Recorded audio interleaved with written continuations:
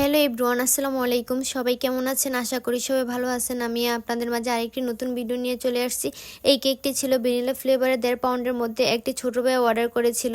এই কেকটি ডিজাইন এর আগে আমি 2বার করেছি। ভাইয়া আমার করা ডিজাইনটি দিয়েছে, বলতেছিল আপু এই কেকটা করে দিবেন। এই কেকের মধ্যে ছোট্ট ডলটার ড্রেসটা আমি হাতে বানিয়েছি ফন্ডিট দিয়ে, কিন্তু বোঝাই যাচ্ছিল না যে এটা আমি হাতে বানিয়েছি।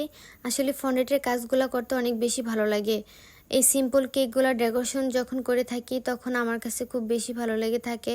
কথা বলতে বলতে পুতুলের ড্রেসটা বসিয়ে ফেললাম। ড্রেসটা বসানোর পর অনেক বেশি সুন্দর লাগতেছিল। আর হ্যাঁ, কেকের উপরে লেখাটা ভাইয়া বলে দিয়েছিল, এই নে পেটুক ঠান্ডি বুড়ি কেক খা।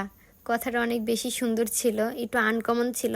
সিম্পলের মধ্যে গর্জিয়াস কেকগুলা মানুষ পছন্দ করে না, এরকম কোনো মানুষ খুব কমই আছে।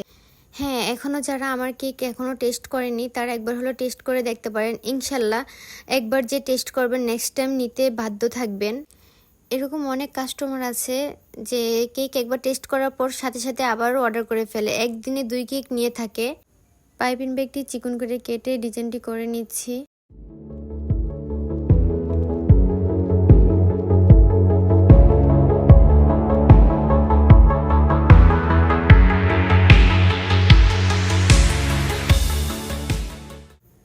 এখন আমি কেকের উপরে ছোট ছোট পাল বসিয়ে দিচ্ছি যেন কেকের সৌন্দর্য অনেক বেশি ফুটে ওঠে।